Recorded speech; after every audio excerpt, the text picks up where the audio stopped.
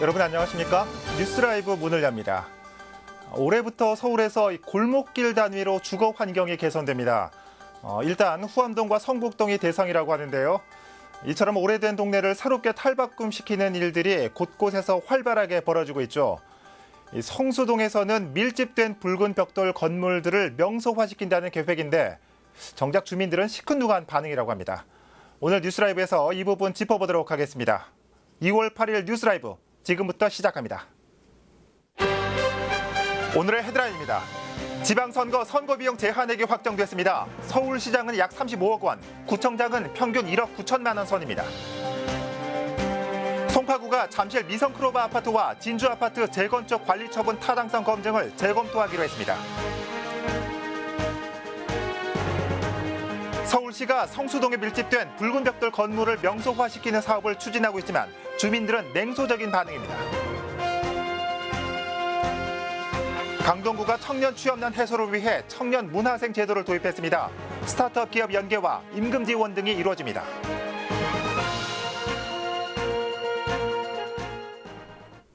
서울시 선관위가 6.13 지방선거를 앞두고 선거비용 제한액을 확정했습니다. 서울시장의 경우 후보 한 명당 약 35억 원, 서울구청장은 평균 1억 9,300만 원 선으로 나타났습니다. 자세한 내용 전해드립니다. 서울시 선관위가 확정한 이번 지방선거 선거비용 제한액은 서울시장과 서울시 교육감 각각 34억 9,400만 원입니다. 지난 지방선거에 비하면 2억 4천여만 원 줄었습니다. 서울시 구청장 후보들은 평균 1억 9,300만 원까지 쓸 수 있습니다. 송파구가 2억 6천만 원으로 가장 많고 강서와 강남이 뒤를 이었습니다. 가장 적은 곳은 중구로 1억 3,600만 원, 이어서 종로와 금천, 용산 등으로 나타났습니다. 서울구청장 후보 제한액은 기본 산정 액수에 인구수와 읍면동수가 고려된 겁니다. 서울시의원 후보의 제한액은 평균 5,200만 원, 지역구의원 후보는 평균 4,100만 원까지 선거 비용으로 사용할 수 있는 가운데 선거구 획정으로 선거구역에 변경될 경우 액수도 달라집니다. 한편 국회의원 보궐선거가 이루어지는 노원병의 후보자는 한 명당 1억 5,700만 원, 송파을은 1억 6,400만 원으로 제한액이 확정됐습니다. 선거비용 제한액은 선거운동에 사용되는 돈이나 물품 등의 사용 한도액을 정한 것으로 초과될 경우에 당선이 무효가 될 수 있습니다. 딜라이브 서울 경기 케이블 TV 박용입니다. 송파구가 잠실 미성크로바 아파트와 진주 아파트 재건축 관리 처분 계획 인가 신청에 대한 공공기관 타당성 검증 의뢰를 전면 재검토하기로 했습니다. 구 관계자에 따르면 한국감정원과 세부협의 과정 중에 관리 처분 계획 타당성 검증을 위해 수수료가 필요하다는 의견이 있었고 현 시점에서 예산 확보에 어려움 등이 있어 관리 처분 계획의 타당성 검증 요청을 재검토하기로 하는 등 사실상 철회했다고 밝혔습니다. 이와 함께 구는 관리 처분 인가 1차 서류 검토는 이미 마쳤다며 면밀한 검토 후 최종 관리 처분 인가를 추진하겠다고 밝혔습니다. 앞서 정부는 재건축 단지 관리 처분 계획안을 한국감정원에 맡겨 정밀 검증을 요청한 바 있지만 강남구와 서초구 등은 관리 처분 인가를 자체 처리하겠다고 선언했습니다.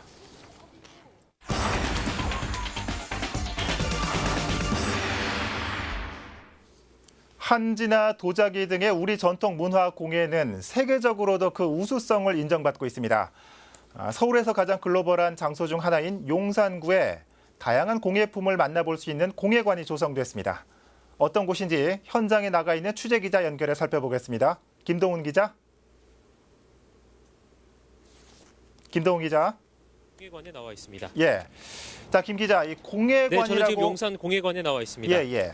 자, 공예관이라고 지금 하셨는데 이 문화회관이나 체육관처럼 익숙한 시설은 아닌 것 같습니다. 어떤 곳입니까? 네, 그렇습니다. 사실 공예관이라고 하면 일반적인 다른 문화시설과는 달리 조금 생소한 면이 없지 않아 있습니다. 그렇죠. 이곳 용산 공예관은 그야말로 공예에 관한 모든 것을 만나볼 수 있는 공간인데요. 이곳은 전통 문화 계승과 그리고 주차 문제 해결, 일자리 창출, 일석삼조의 효과를 기대하며 만들어진 이색적인 시설이라고 할 수 있습니다. 예. 이곳은 민간 협력 사업으로 조성된 곳인데요. 구가 부지를 제공했고 민간 업체가 건축비를 부담해 조성된 곳입니다. 예. 자, 이 어떤 공간으로 채워졌는지도 궁금한데요. 어떤 모습인지 좀 보여주시죠. 네, 제 뒤로 바로 공회관의 모습이 보이실 겁니다. 예. 이곳은 지하 3층에서 지상 4층 규모로 조성된 곳입니다. 지하는 이 인근의 부족한 주차 문제 해결을 위해서 주차장으로 사용되고 있고 1층부터 4층까지 공회에 관한 모든 것을 만나볼 수 있는데요. 내부로 한번 함께 들어가 보겠습니다. 예. 네, 보시다시피 이렇게 1층은 지금 공예품 전시 판매장으로 운영되고 있습니다. 예. 이곳에는 이 입주해 있는 이 공예가들의 작품은 물론 그리고 전국 명장들의 이 공예품들을 만나볼 수 있는데요. 약 1,400여 점의 전시 품목이 전시되어 있습니다. 네, 또 함께 2층에는 전문 공예가의 공방 4곳과 이 누구나 체험 가능한 한복 도자기 체험장이 마련되어 있습니다. 예. 또 3층에는 일반인을 대상으로 공예 교육을 진행하는 공예 배움터와 한지와 미나 등 분야별로 조성되어 있는 공방 5곳이 마련되어 있습니다. 그렇군요. 자, 이 평소 공예에 관심이 많았던 사람들에게는 특히 좋은 소식일 것 같습니다. 어떻게 이용할 수 있습니까? 네, 이곳은 매주 화요일부터 일요일까지 운영됩니다. 예. 오전 10시부터 오후 7시까지 이곳을 둘러볼 수 있는데요. 매주 월요일은 휴관입니다. 이곳 공예관이 위치한 곳은 국내외 많은 관광객들이 즐겨 찾는 한남동 가로수길에 위치해 있습니다. 평소 공예품에 관심 많으셨던 분들은 이곳에 와서 공예품도 사고 또 둘러보시면 좋을 것 같습니다. 예. 지금까지 용산 공예관에서 전해드렸습니다. 예, 김동훈 기자 잘 들었습니다. 이 외국인들이 많이 찾는 곳에 조성된 전통 공예관이라서 그 의미가 더욱 남다를 것 같습니다. 용산 공예관 연결해봤습니다.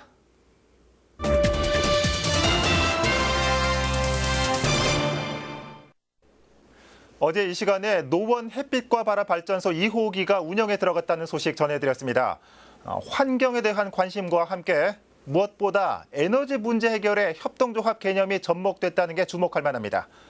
오늘은 이와 관련한 얘기를 관계자 전화 연결해서 자세하게 들어보도록 하겠습니다. 노원 햇빛과 바람 발전소 협동조합 박창수 이사장 전화 연결돼 있습니다. 이사장님 안녕하십니까? 예, 안녕하세요. 네. 최근에 노원 햇빛과 바람 발전소 2호기가 가동에 들어갔다고요. 먼저 예. 이 소식 좀 전해주실까요? 예, 저희가 상계고등학교 옥상에다가 네. 지난 2월 2일 날 100kW 급으로 해가지고 햇빛 발전소 준공식을 가졌습니다. 예. 그리고 현재 저희는 노원구청 주차장에 있는 1호기하고 2호기하고 2호 두 호기를 운영하고 있습니다. 예. 자, 이 태양광 발전소를 짓는데 주민이 직접 나섰다고 들었습니다. 이 네. 협동조합 방식이라고 하는 게 좀 이색적인데 노원 햇빛과 바람 발전 협동조합은 어떤 단체입니까? 저희가 주로 노원에 거주하는 주민들이 이제 예. 그동안은 에너지 소비자들이었는데 직접적으로 저희가 이제 에너지 생산자가 돼가지고 예. 요즘 이제 기후변화 많이 문제되지 않습니까? 기존의 그 화석연료나 원자력 연료 여러 가지 문제점들을 저희가 직접 주민들이 주체적으로 해결하고자 협동조합을 만들어가지고 예. 운영을 하고 있습니다. 예. 자, 이렇게 발전소를 통해서 생산된 전기는 어떻습니까? 이 조합원들이 다 사용하는 겁니까? 아니면 다른 방식으로 소비를 하십니까? 그 햇빛 발전은 기본적으로 자가용과 영업용이 있는데 예. 자가용은 직접 소비하는 거고 영업용은 이제 한 자리 판매하는 방식인데 저희는 영업용 전기입니다. 그래가지고 저희가 발전한 전기를 전량 한 자리에 판매하는 식으로 수익이 발생하고 있습니다. 예, 이렇게 전기를 통해서 수익을 창출하는 모델이라고 해주셨는데, 자, 조합원들이 이를 통해서 얼마나 수익을 얻을 수 있을까요? 햇빛 발전 같은 경우는 이제 여러 가지 가지는 사회적 가치가 있기 때문에 예. 정부에서 여러 가지 제도적인 보장을 해주고 있는데요. 저희가 한 자리에 판매하는 것 외에 기존의 그 발전 사업자들이 신재생 에너지를 의무적으로 발전하게 돼 있는데 그거를 이제 실제로 생산하지 않고 저희 같은 햇빛 발전 사업자들로부터 이제 구매를 하게 되면은 예. 저희도 그걸 인정해주는 제도가 있고요. 그 다음에 서울시 같은 경우는 이제 서울형 FIT 제도라고 해가지고 저희 같은 소규모 태양광 사업자들에게 대해서는 이제 킬로와트당 100원씩 보조금이 나오고요. 예. 그다음에 노원구 같은 경우는 거기에 더해가지고 전국의 지자체 중에 최초로 노원구에서도 이제 킬로와트당 50원씩 지원금이 나오고 있습니다. 그래가지고 저희 같은 경우는 수익이 기본적으로 한 잔에 판매하는 것, 그다음에 예. 기존의 발전 사업자한테 판매하는 것, 그다음에 서울시 보조금, 노원구 보조금 이런 식으로 운영이 되고 있습니다. 예. 앞으로 이 새로운 수익 모델로 창출될 수도 있을 것 같은데 3호기, 4호기 건설도 계획 중인 걸로 알고 있습니다. 앞으로 계획에 대해서도 좀 말씀해 주실까요? 저희가 햇빛 발전을 처음에 만들 때부터 기본적인 추구하는 가치가 기본적으로 그 기후 변화에 우리 에너지 소비자인 주민들이 직접 참여하자는 그런 취지였기 때문에 예. 1호기, 2호기 외에도 3호기, 4호기, 5호기 저희가 여력이 되는 대로 계속해서 추진해 나갈 계획입니다. 예. 자, 이 태양 에너지를 자원으로 활용해서 협동조합 형태로 운영되는 모델을 살펴봤습니다. 이사장님 오늘 말씀 잘 들었습니다. 예, 고맙습니다. 네. 지금까지 노원 햇빛과 바람 발전 협동조합의 박창수 이사장이었습니다.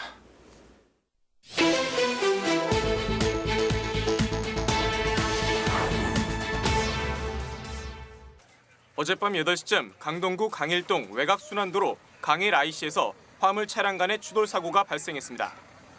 이 사고로 1톤 화물 차량 운전자 서모 씨가 중상을 입어 인근 병원으로 이송됐습니다. 경찰과 소방당국은 강일 IC 서울 방향 진입 램프를 주행하던 1톤 화물 차량이 고장으로 좌측 차로에 정차해 있던 25톤 화물 차량의 후미를 들이받은 것으로 보고 있습니다. 지난 6일 새벽 3시 30분쯤 성북구 장이동의 한 여관에서 불이 났습니다. 인명피해는 없었지만 벽 일부가 그을리고 여관 내에 있던 이불과 전기장판 등이 소실돼 소방서 추산 70여만 원의 재산 피해가 발생했습니다. 어제 오전 11시쯤 중구 필동 3가의 한 신축 공사장에서 불이 났습니다. 인명피해는 없었지만 압축 스티로폼과 대리석 일부가 소실돼 소방서 추산 40여만 원의 재산 피해가 발생했습니다. 소방당국은 공사장에서 용접 작업 중 발생한 불티로 화재가 난 것으로 보고 있습니다. 뉴스라이브 사건 사고였습니다.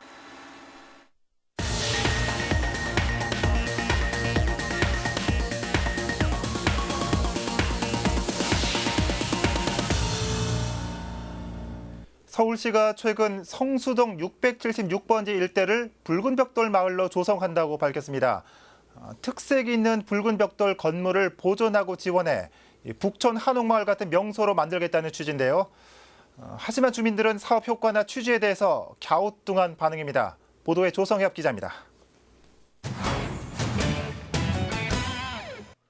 서울숲 북측 서울숲길 25번지 일대입니다. 7, 80년대 지어진 붉은 벽돌 건물 160여 채가 밀집해 있습니다.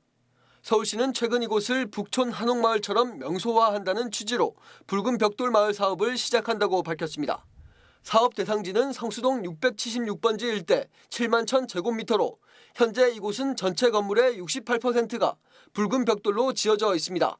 시는 붉은 벽돌 건물을 보존하고 확산시키기 위한 보조금 정책도 내놨습니다.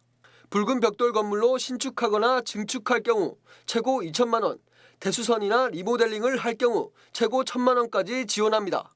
지역의 특색 있는 저층 주거지에 대해서 그 망가지지 않도록 하게끔 저희가 이제 지원해 주는 거죠. 참여를 원하는 주민은 성동구에 사업 신청을 하고 심의를 통과하면 보조금을 받을 수 있습니다. 또 신청과 관계없이 붉은 벽돌로 건물을 지을 경우엔 최대 10%에서 36%까지 용적률을 완화합니다. 구는 이미 지난해 7월 관련 조례를 제정하고 사업을 준비 중입니다. 마을 건축가라는 분이 카운셀링 비슷하게 자문을 해주실 거예요. 어떤 식으로 뭐 해야 지원받을 수 있는 방향이 쉽고 구에서 원하는 스타일이. 서울시는 설문조사 결과 76.9%의 주민이 이 사업에 찬성하는 거로 나타났다고 밝혔습니다.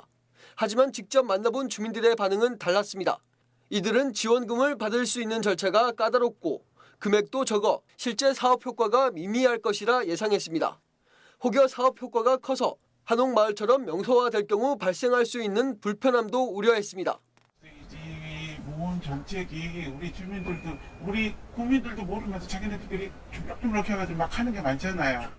병아리 눈꼬 맞고 그러는데 그걸로 가지고 뭐 자기네들 뭐를 한다고 하는데. 시는 주민들의 이 같은 반응을 예상치 못했다며 지난해 말에 있었던 사업 설명회에 이어 조만간 또 한 번 설득 과정을 거칠 방침이라 전했습니다. 딜라이브 설경기 케이블TV 조성엽입니다. 좀처럼 나아지지 않는 경제 환경 때문에 취업과 창업에 어려움을 겪는 청년들이 많습니다. 이런 상황을 개선하기 위해 강동구에서는 취업 준비생과 젊은 창업가들을 지원하는 제도를 운영하고 있습니다. 자세한 내용을 박영찬 기자가 취재했습니다. 하얀 종이를 가로지르는 펜촉, 둥근 곡선과 직선에서 X서리의 윤곽이 드러납니다. 가족 공방에서 일하고 있는 청년 유주영 씨가 디자인한 가방의 도면입니다. 해외에서 패션을 공부하다 디자이너의 꿈을 펼치기 위해 한국에 들어온 유 씨. 전공을 살리는 데 어려움을 겪다 청년 문화생 제도를 통해 가족 공방에 인턴으로 취직하게 됐습니다. 오랫동안 바라왔던 꿈을 펼치게 된 유 씨는 부푼 기대감을 감추지 않습니다. 제 사업을 하려고 한국에 왔지만 그게 말처럼 쉽지가 않더라고요.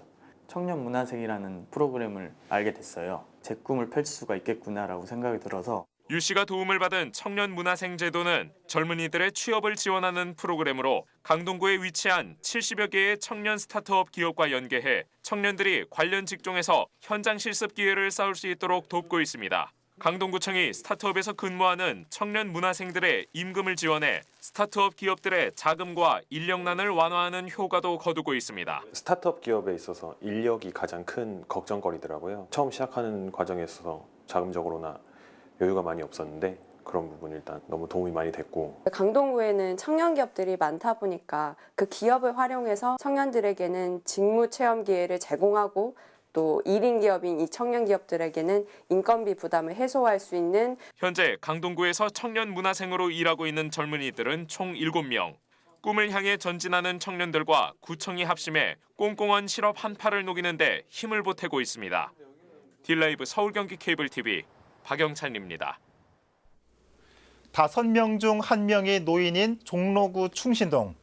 그동안 어르신을 위한 휴게시설이 없어서 버려진 컨테이너 박스를 경로당으로 사용하고 있었습니다. 그랬던 이곳에 경로당은 물론이고 일자리까지 제공해주는 곳이 생겼는데 이름이 행복충전소라고 합니다. 어떤 곳일까요? 송지현 기자가 다녀왔습니다. 경로당이 없어 버려진 컨테이너 박스를 설치해놓고 쓰던 충신동에 어르신들을 위한 행복충전소가 들어섰습니다. 기존 컨테이너 박스를 철거하고 서울시가 근방에 주택을 매입해 어르신들을 위한 공간을 마련한 겁니다.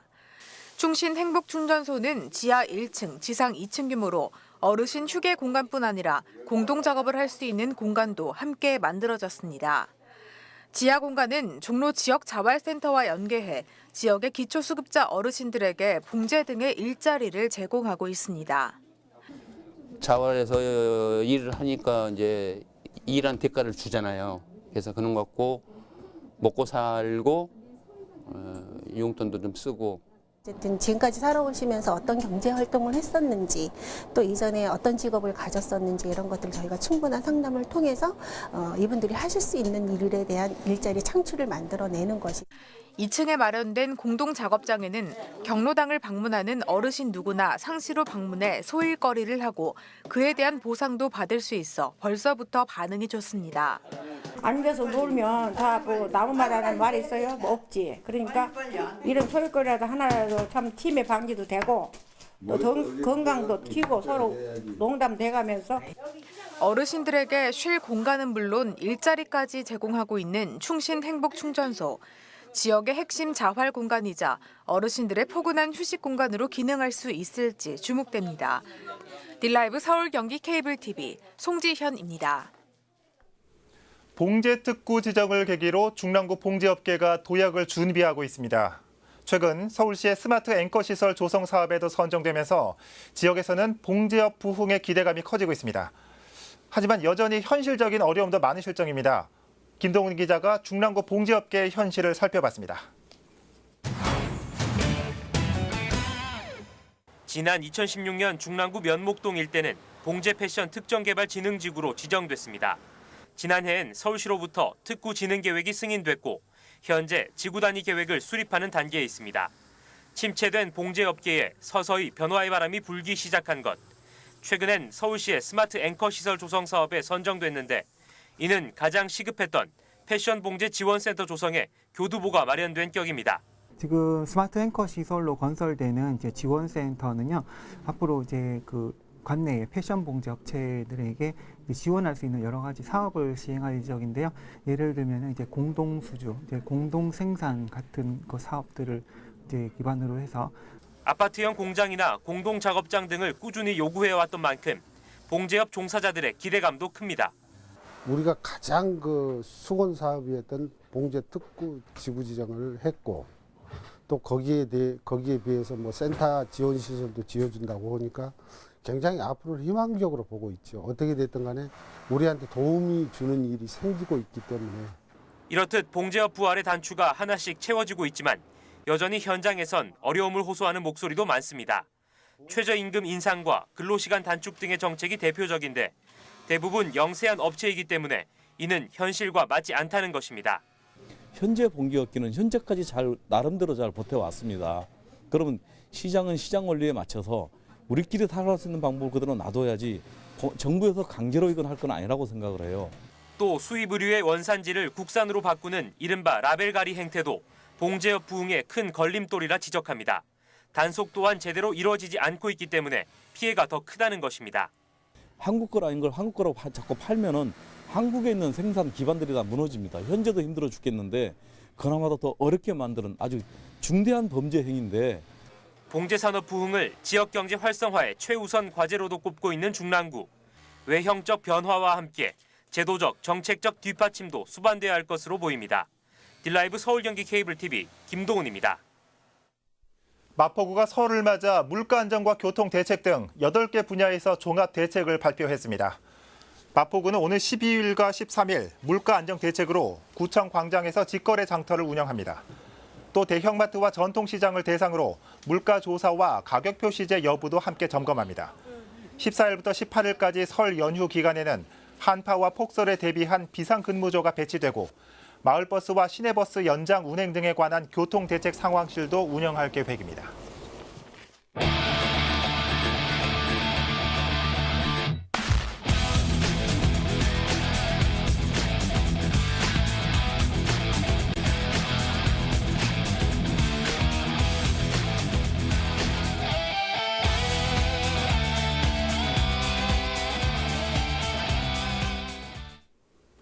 설 명절을 앞두고 각종 설 대책들이 논의되고 있습니다.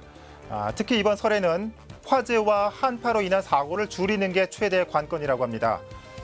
유난히 춥고 큰 화재도 많았던 이번 겨울이죠. 입춘도 지나고 봄을 맞이하는 시점에서 더 이상의 사고가 없도록 모두가 관심 가져야 할 것 같습니다. 뉴스라이브 마칩니다. 시청해 주셔서 고맙습니다.